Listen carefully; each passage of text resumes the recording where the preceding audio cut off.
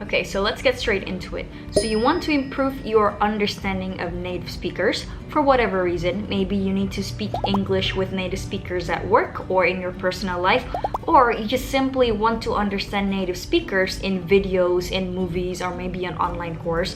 But whatever the reason is, you need to get better. How to do that? Hey guys, before we return to the video, I just want to tell you that ESA is now open for application. So if you are a professional or an expat who need to urgently speak English in your life, make sure that you check this out because it's going to be super interesting. So go on the website, click apply now, and we will get in touch with you if you guys are a fit into this program. So back to the video and enjoy. So the first thing that you need to do after you watch this video is to find resources online that are created or spoken by native speakers for an audience of native speakers as well. So you cannot use my video to practice because I am not a native speaker and I intentionally make my English slower and clearer to understand. But if your goal is to improve native comprehension, look for authentic English content by native speakers.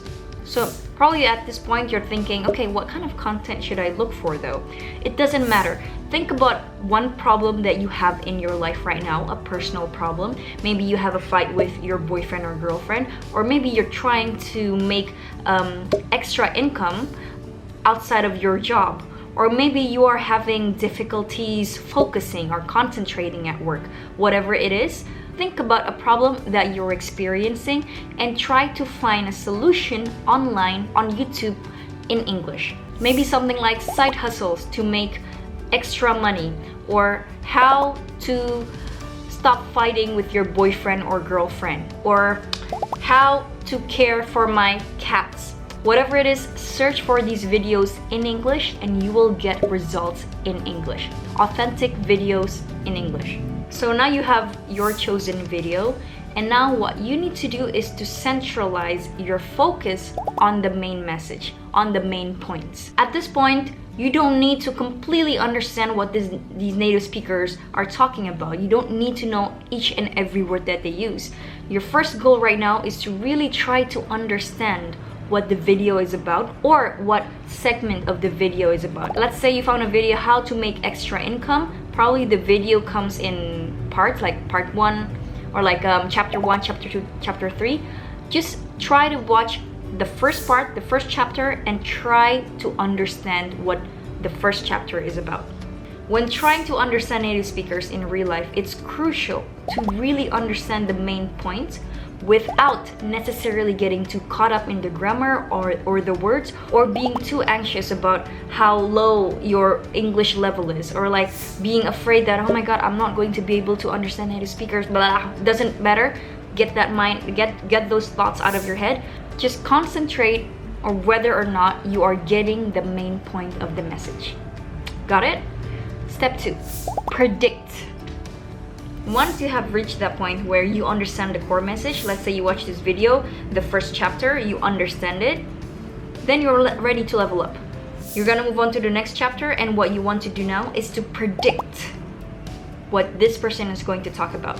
And the reason why you want to predict is to mentally prepare yourself to what is coming. So let's say you've watched this video, how to make money, and then the first chapter is about knowing your skill set. And then the second chapter, you can see on the YouTube subtitle, is that point 2 is about knowing the different online platforms where you can monetize your skills. Let's say you see that subtitle in the video, so you can kind of predict what the speaker is going to talk about, right?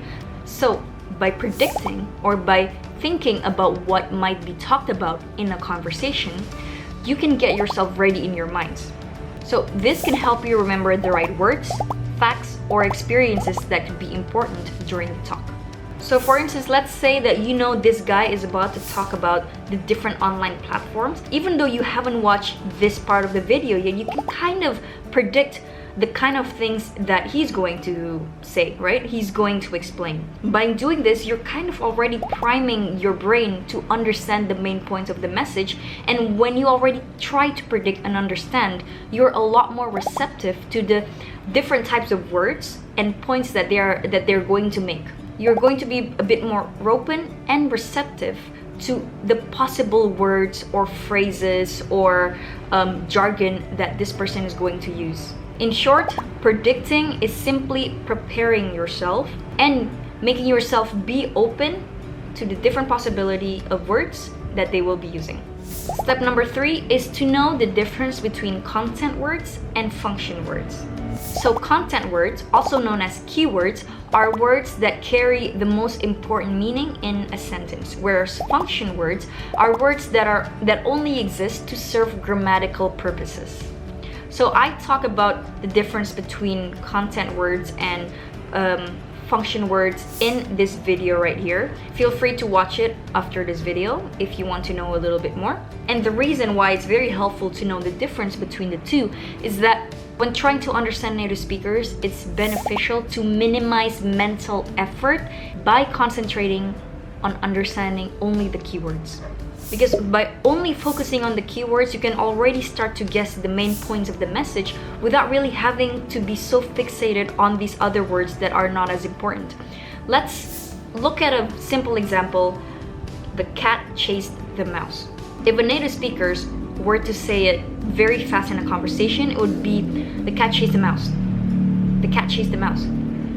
The function words, which are the cat chased the mouse, it's not fully emphasized. It's just almost swallowed in their speech, you know? If you only focus on the keywords, which are the cat chase mouse, you can already infer the meaning without really being too fixated on all of the words in that sentence. So know the difference between content and function words. Now, number 4, you know some strategy now, and it is time for you to do the right practice.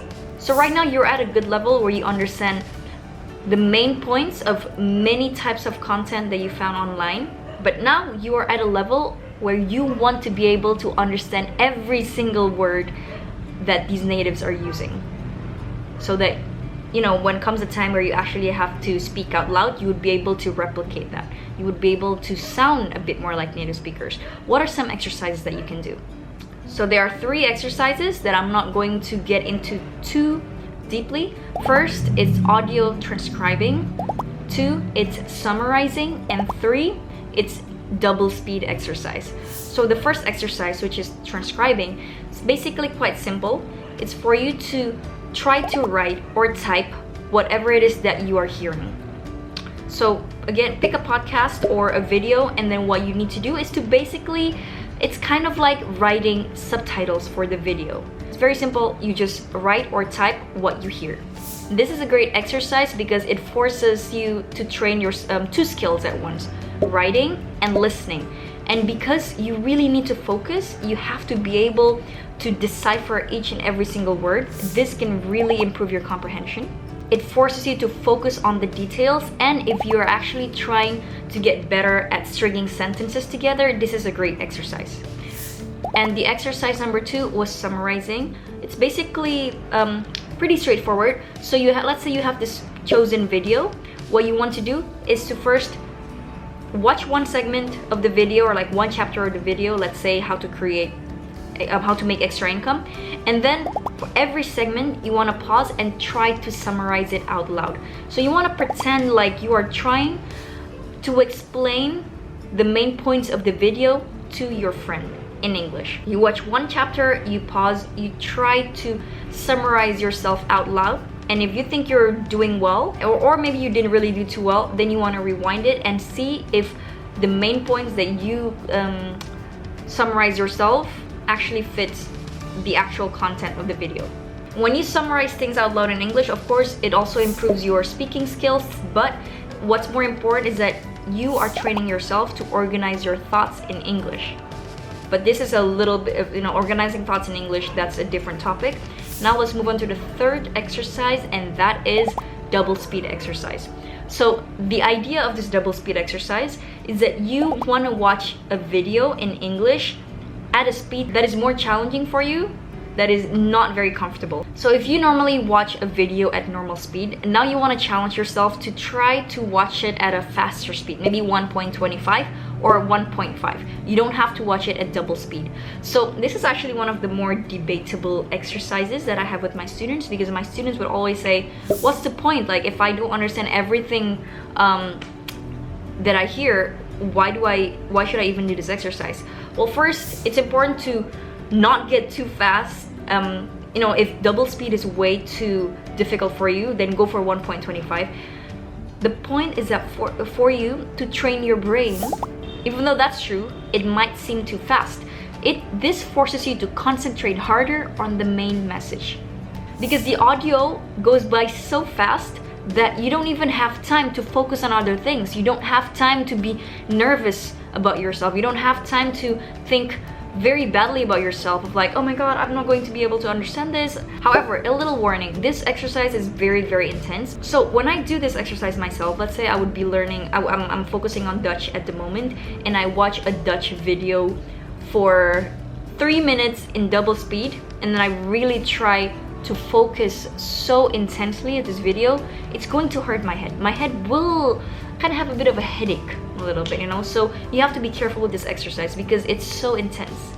But the good thing about this exercise is that it really prepares you to speak with native speakers in real life, because if you're so used to listening to native speakers at a faster speed than normal, then when comes a time where you actually have to speak with native speakers in real life, they will sound a lot slower in comparison.